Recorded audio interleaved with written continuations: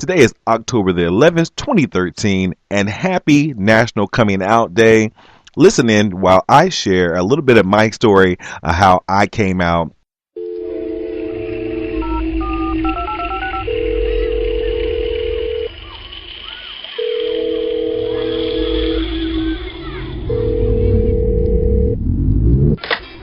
Excellent strength and perfect clarity is the 5x5.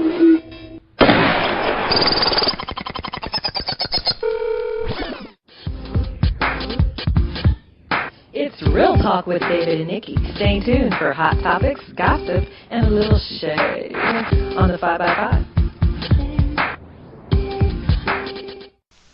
As I said at the beginning, it is National Coming Out Day, and I've been reading online all these kind of amazing, I wouldn't say kind of, these amazing coming out stories, and it kind of inspired me to share my own.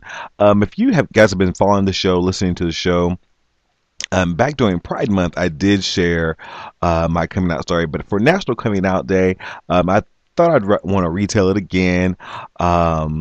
And share with somebody who's maybe dealing or struggling with the same thing that I went through. It was difficult. It was like I said, it was a long time ago. I came out to my family. Well, let me clarify. I was drug out to my family, and then the coming out part was several days later. Back in I want to say 1998. So like what, 25 years ago? And no, 15 years ago. And it was difficult. It was difficult, and I listened to all the It Gets Better campaigns, and it's true, it does get better. You survive this if you're lucky. If you have a strong support system, you have a strong foundation of friends and family support. It does get better. And like sometimes I feel corny saying that, because saying that it's like, wow, because I know how much I struggle, and I came out late. Back in the 90s, people weren't coming out. You had a few celebrities coming out. I knew gay people. I knew gay people that were, in the community. But you really didn't have a lot of role models, and you had these kind of, I wouldn't say secret clubs, because gay clubs have been around for a while, but that was in a part of town that nobody really went to, and you snuck in and snuck out. But my situation was a little different. If you guys remember those phone lines that you called, they're called date lines. You called a number and you had a mailbox, and you talked to people online.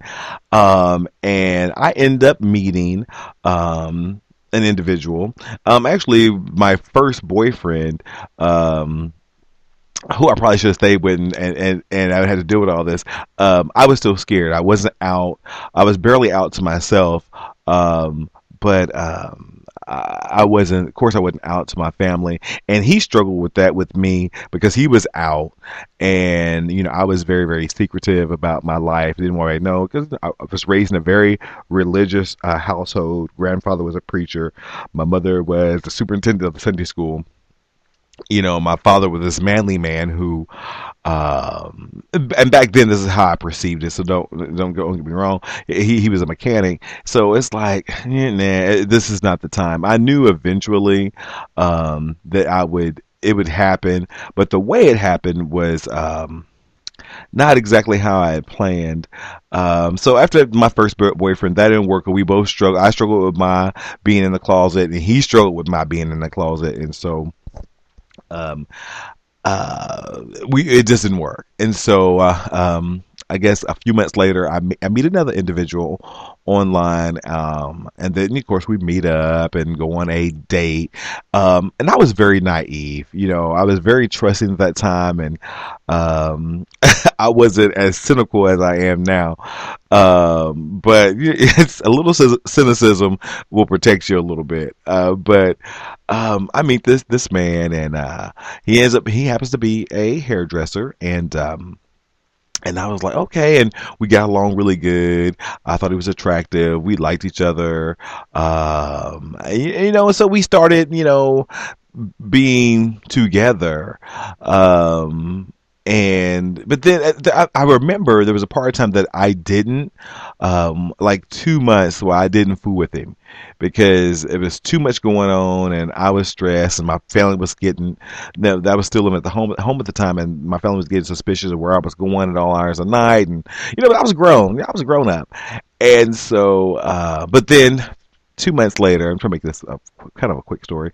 2 months later, we start dating again, and then I find out that he's married.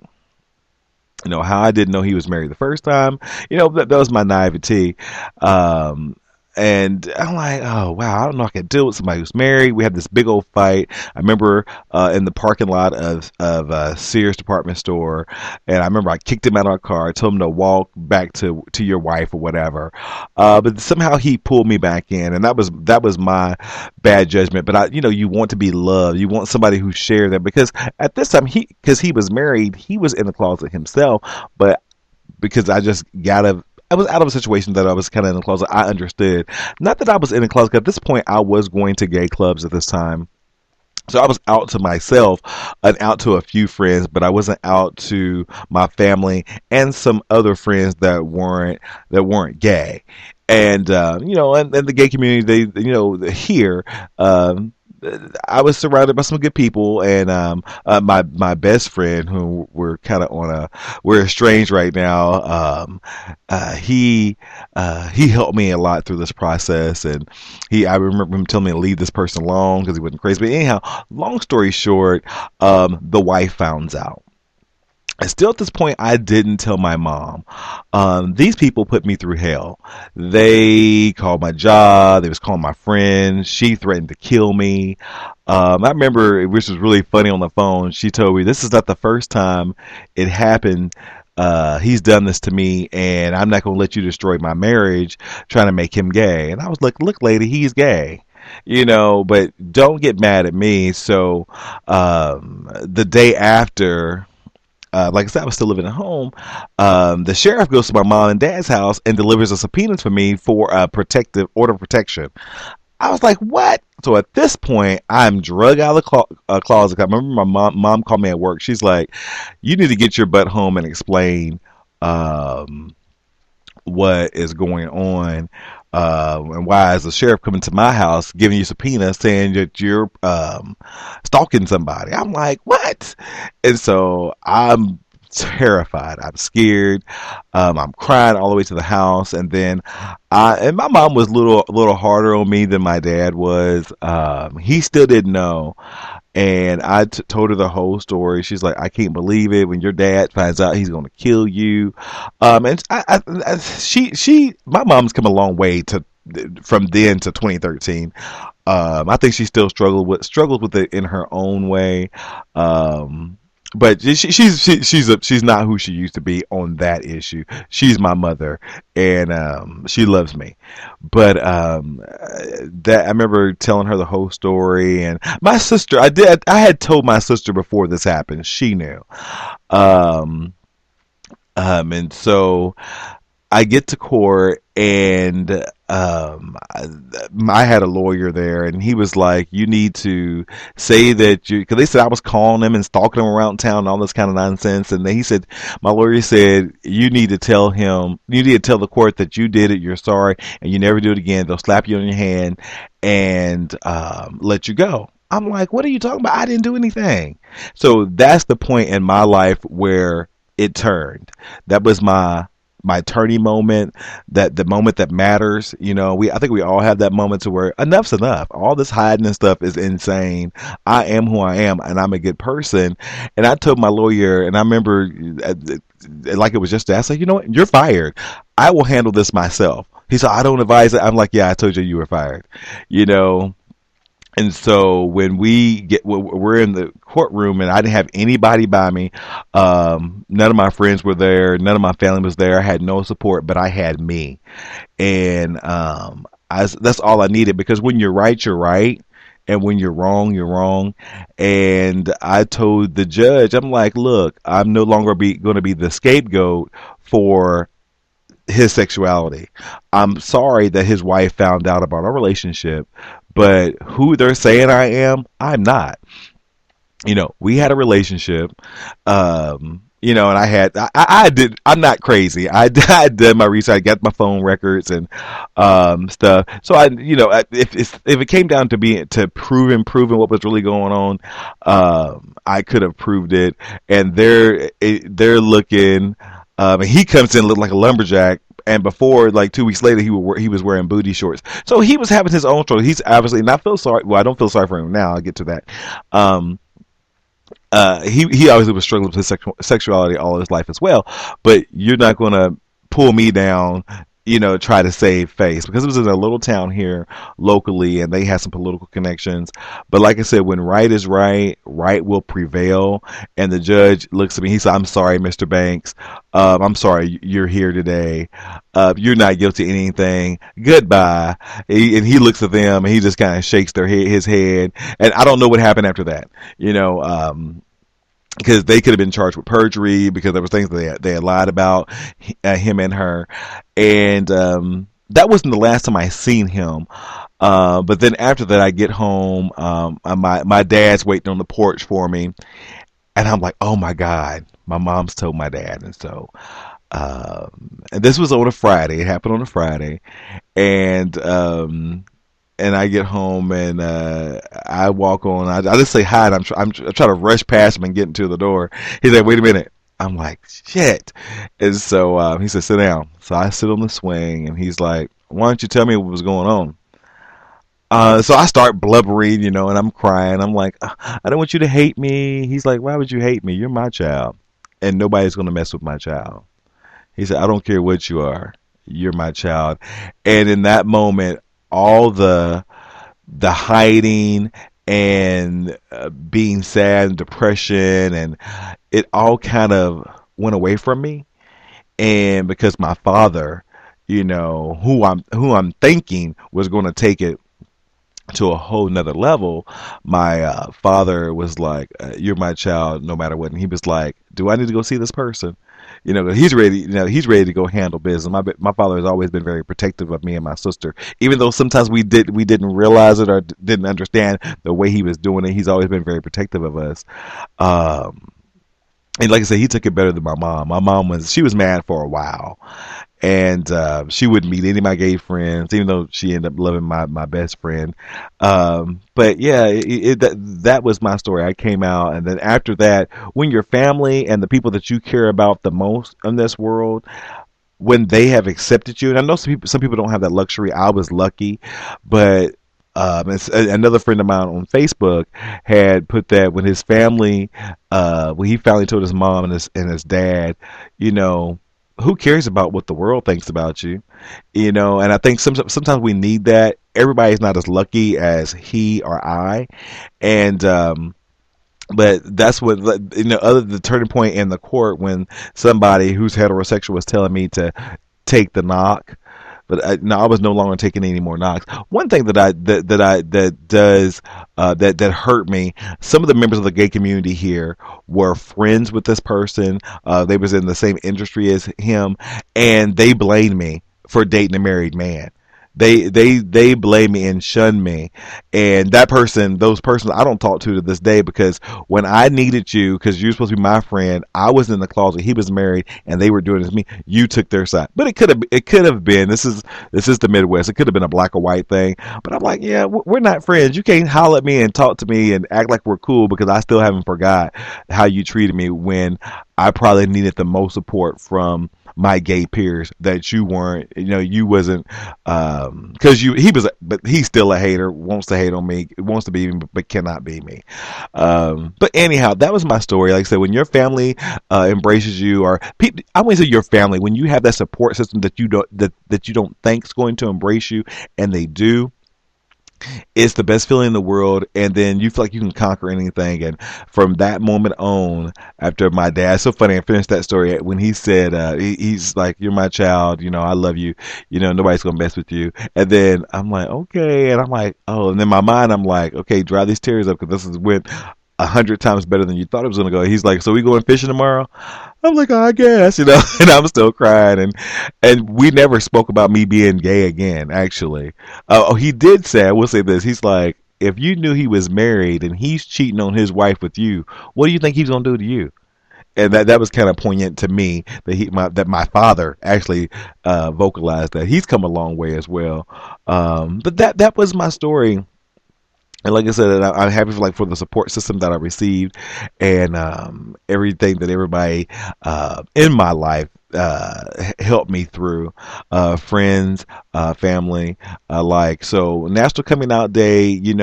If it's your time to come out, and everybody's time is different, don't be pressured into it. Don't use peer pressure. Don't even let the media say or me tell you to come out. When it's your time, you'll know it. And when you know it, it's going to be one of the best feelings in the world to get that weight off your shoulder, because it is an immense burden, and that just about every gay man or woman has had to hold up, and it does get better. We'll be right back. Podcasting straight to your MP3 player. Remember to rate us 5 stars on iTunes.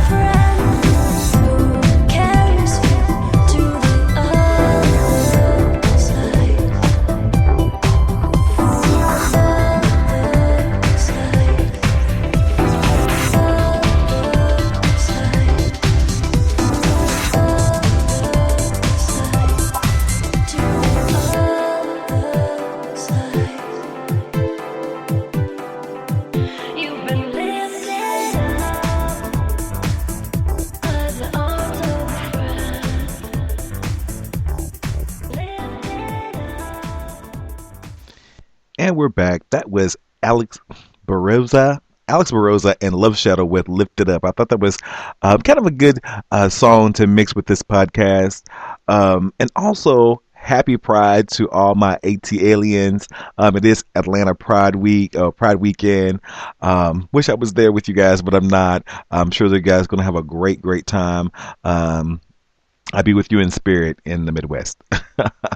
um, but yeah, that the day is National Coming Out Day, and it marks the 25th anniversary of NCOD, is what they're calling it online, National Coming Out Day. Um, and there was a couple things that I want to share with you guys. Something about the history about National Coming Out Day. National Coming Out Day was launched after a march on Washington by more than 500,000 people in support of lesbian and gay rights on October 11th, 1987. The purpose of National Coming Out Day is to promote government and public awareness of gay, bisexual, lesbian, and transgendered rights, and to celebrate homosexuality. I know that'll make people mad. Some people mad. Just to celebrate homosexuality, it is what it is. Don't get it twisted. In 1987, after recognizing that the LGBT community often reacted defensively to anti-gay right actions, they came up with an idea of National Day to celebrate coming out and chose the anniversary of the March on Washington as that day. While only 18 states supported the very first National Coming Out Day, the day is recognized by all 50 states as well as many countries around the world, including Australia, Canada, Croatia, etc., etc. In association with the day, the Human Rights Campaign has published a series of guides designed to help people interested in coming out, as well as a straight guide to LGBT Americans for heterosexuals who identify or who would like to identify as an ally to the LGBT community. That's actually phenomenal. You can check out everything on the Human Rights Campaign's website, and I'll put it in the show notes. www.hrc.org.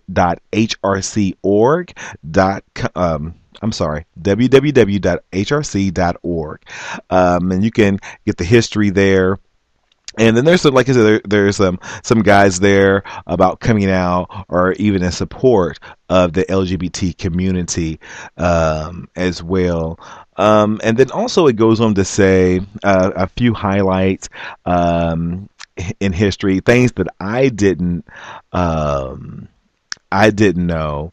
In 1991, Geraldo Rivera, who I'm having issues with right now, he hosted a Coming Out Day TV program that featured Dick Sargent. If you remember Dick Sargent, he was Darren on Bewitched, and he was gay.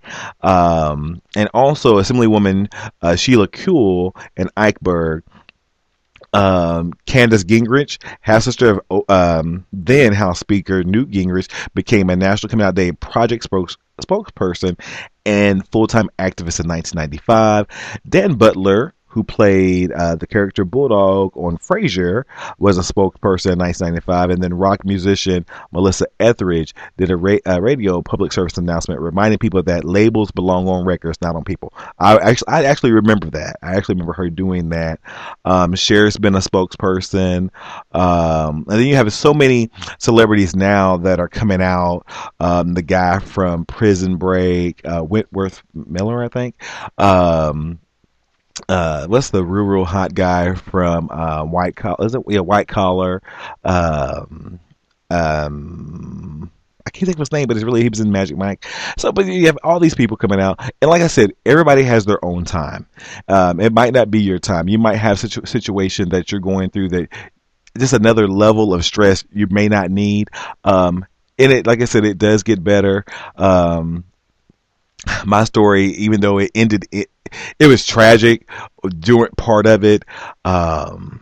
It opened my mind to so many things, and things were a lot easier. And now I think I could just take on anything. After going through that, that's probably one of the most hardest things I've ever had to deal with in my life thus far. It opened me to where I can deal with just about anything. And there's been a lot of hurt after that, with other relationships, family issues, life in general issues. And I continue to think, David, you survived, that part of your life. This is kids play, child's play. So, happy coming out day, guys. If you have any questions, you can always tweet me at the 5x5. You can ask me more about my story, and the fives are numeric, by the way. You can ask me about my story. If you want to share a story, go to the blog at recycleblogtalk.blogspot.com.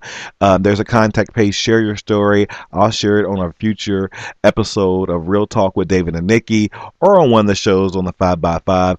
We are having a new show. Myself, Iconoclast from the Off Limits Show, Ken Boggle from the Ken Boggle Show on Blog Talk Radio.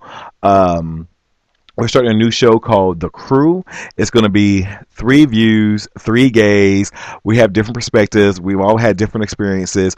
We're going to ask 1 or 2 general questions and then spend 5 or 6, maybe 7 minutes each separately on the same show about that one or 2 topics. So it's going to be interesting. Once we get it up and going, we're all working on it real hard now, and we'll get you the information. We're going to also broadcast on each of our independent shows. But there's the Crew is already on Spreaker. The page is there, but the show is not there. And you'll probably be hearing some pro bono spots in the future. Coming up, so hopefully we're going to have that done before Halloween. We'll start that. But enjoy National Coming Out Day. Be proud of who you are. If you're out, be proud. If you're not, in your own time. I can't stress that enough. Don't let anybody push you to something that you're not ready to do. Like I said, it does get better, and I'm not going to say that anymore because I sound like a commercial. But enjoy your day, enjoy your weekend. Check us out. Hope you enjoyed the show. I'm David. This is the 5x5. This is Real Talk, and we'll see you next time. Check us out on Facebook at the 5x5, or tweet us at the 5x5, or go to Recycle Blog Talk for past shows. Thanks for tuning in.